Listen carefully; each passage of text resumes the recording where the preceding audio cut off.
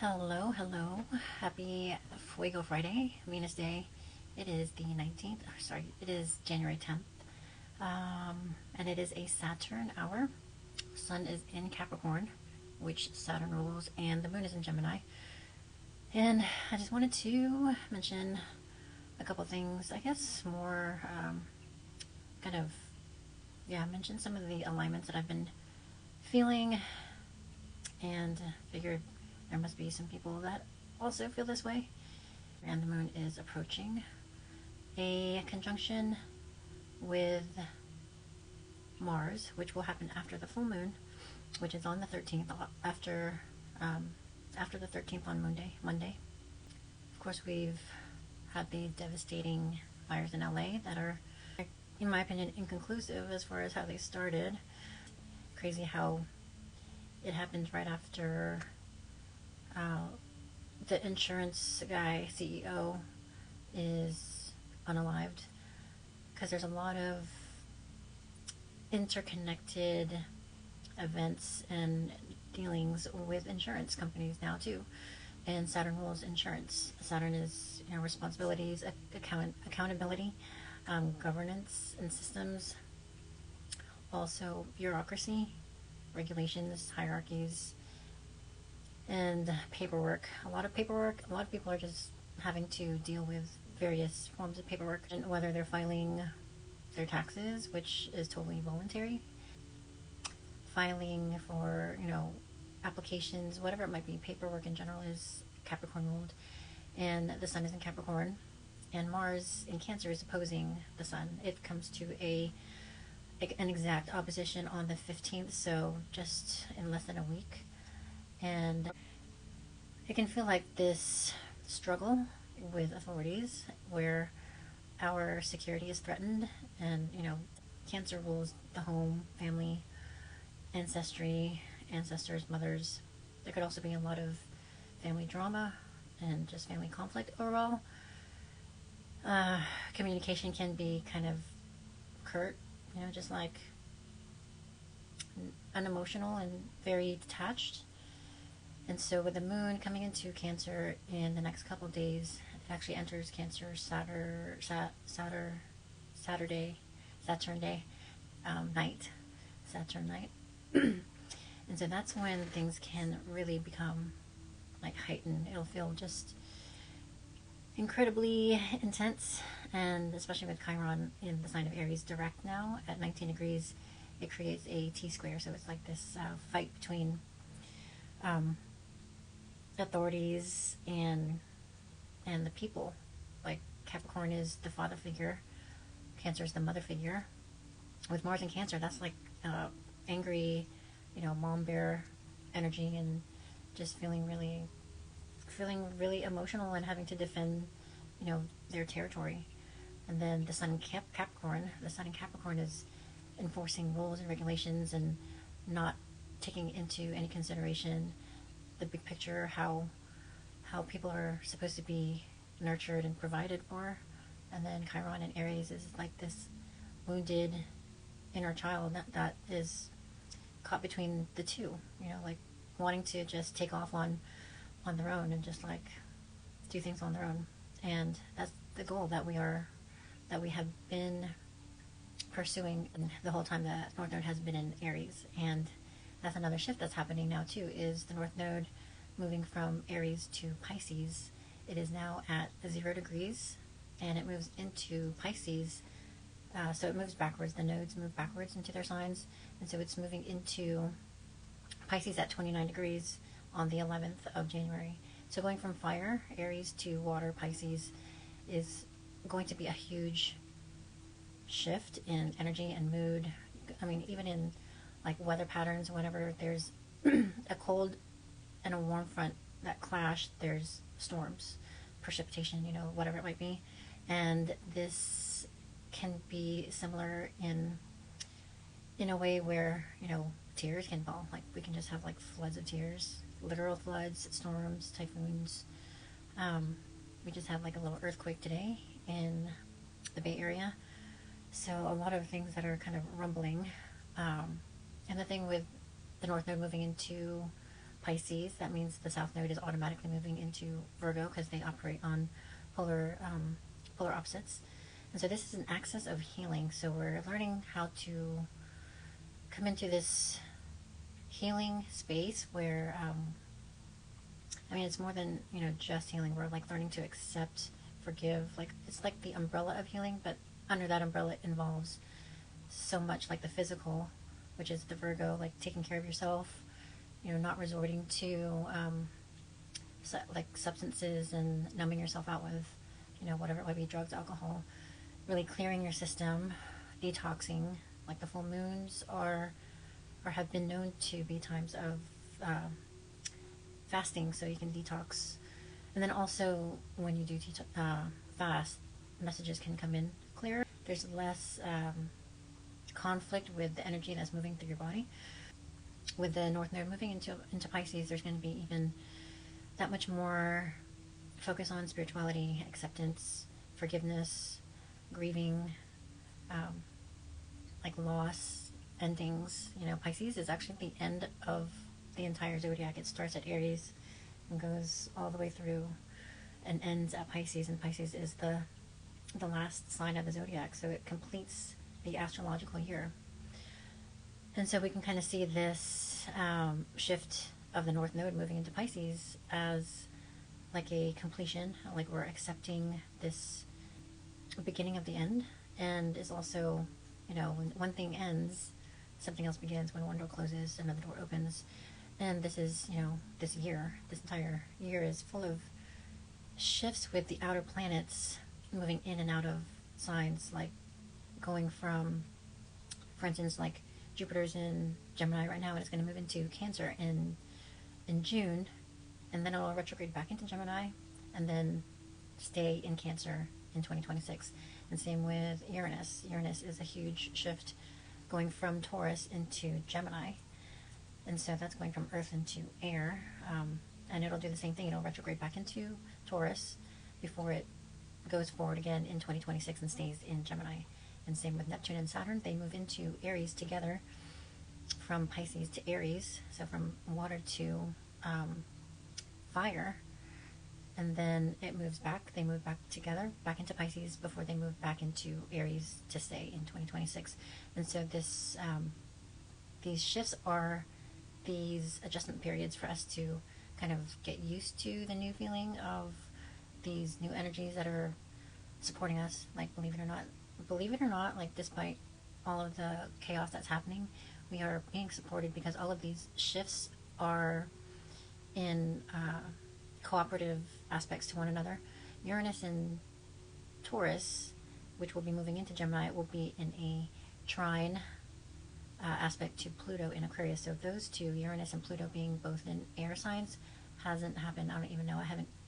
I think I looked at it once, but it's been a long time since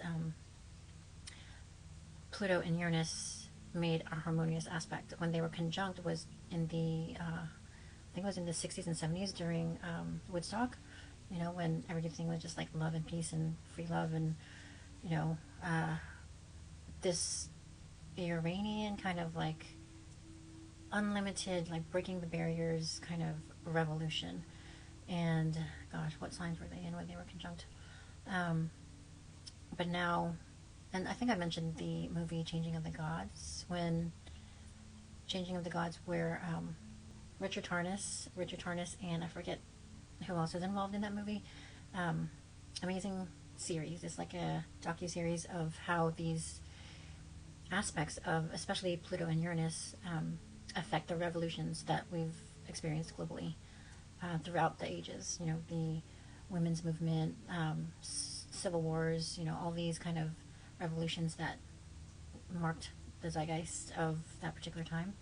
And so now that these two major change-making planets are coming into a harmonious trine in air elements, which is mental, like Pluto in Aquarius. Aquarius is all about innovation, experimentation, technology, space, everything that has to do with Aquarius, like just going beyond our comprehension.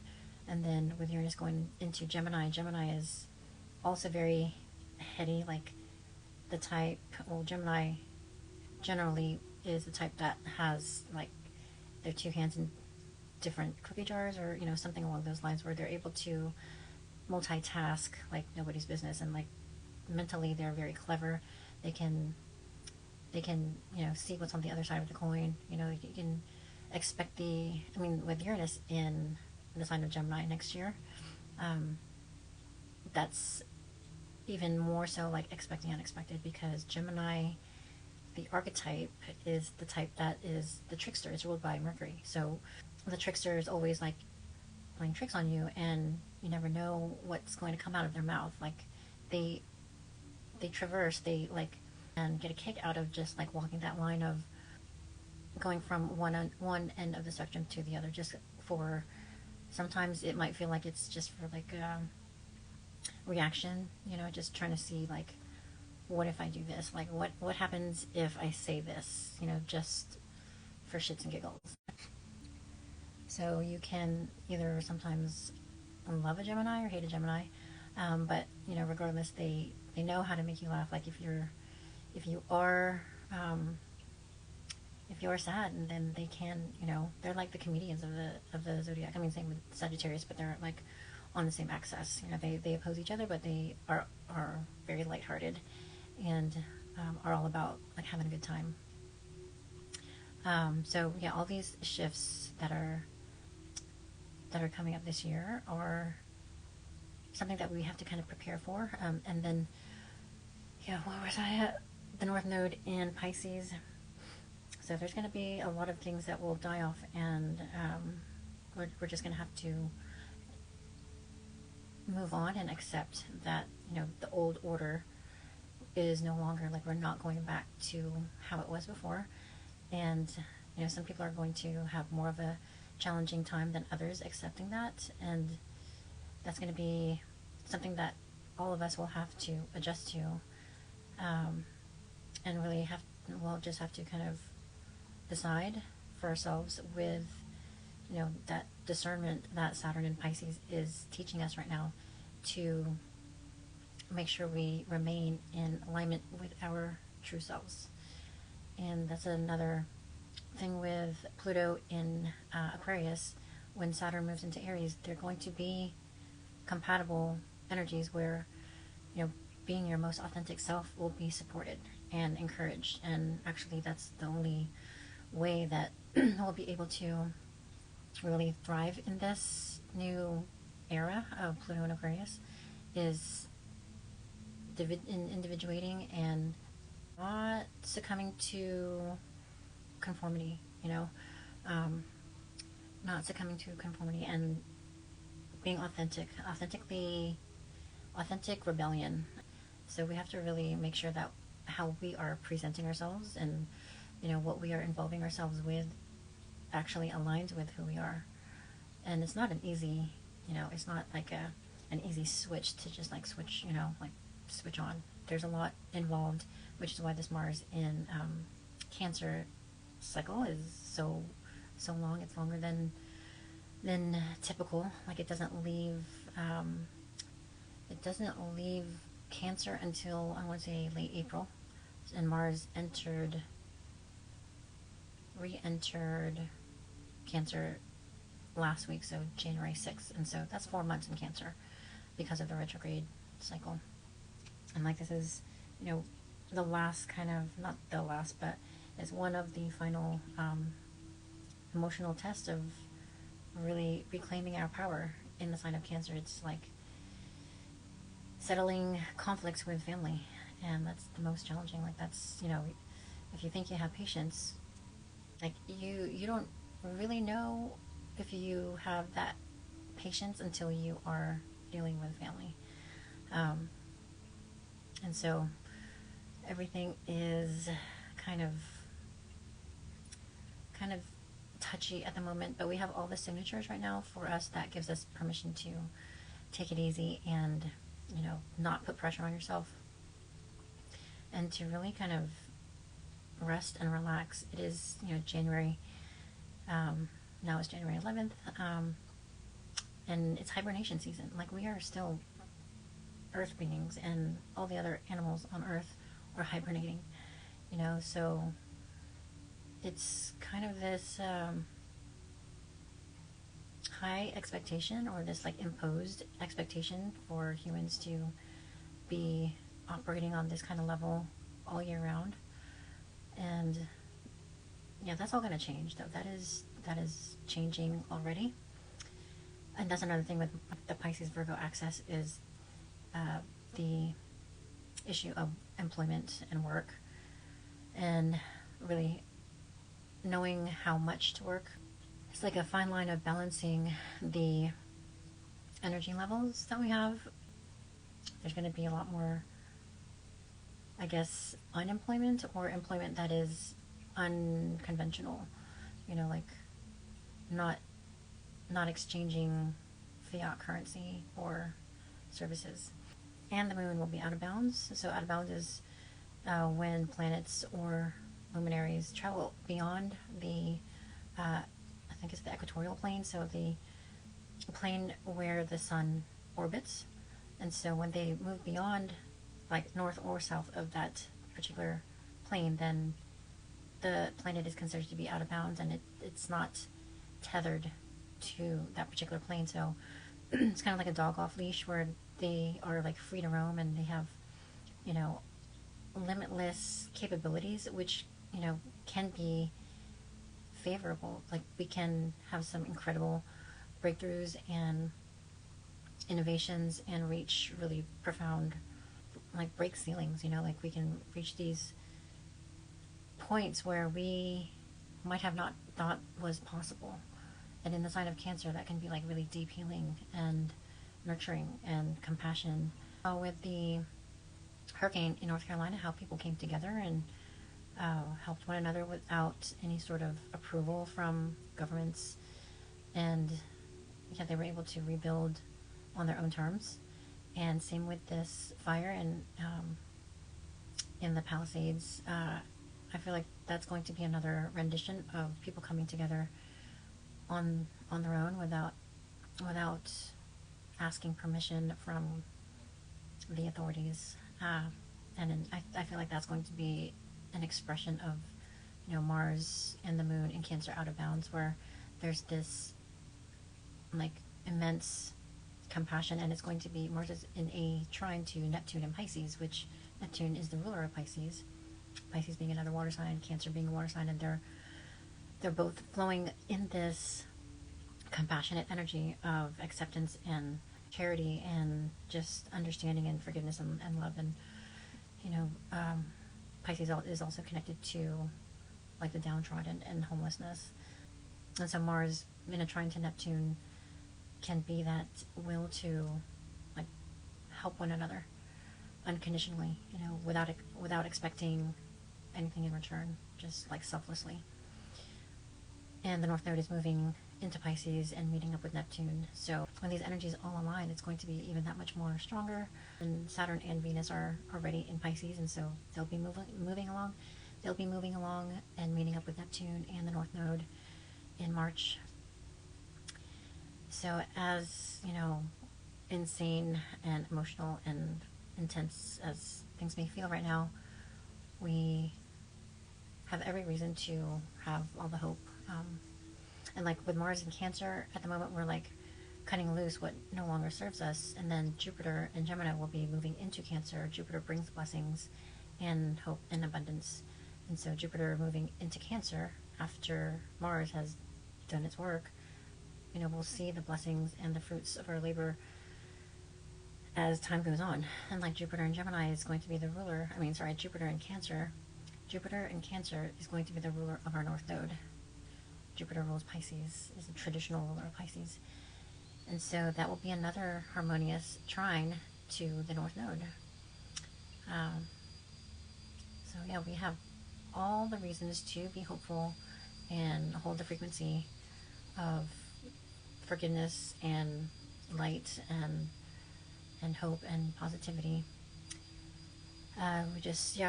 We need to keep the distractions at bay and use our discernment to really know what deserves our attention and what doesn't. So hopefully that was helpful.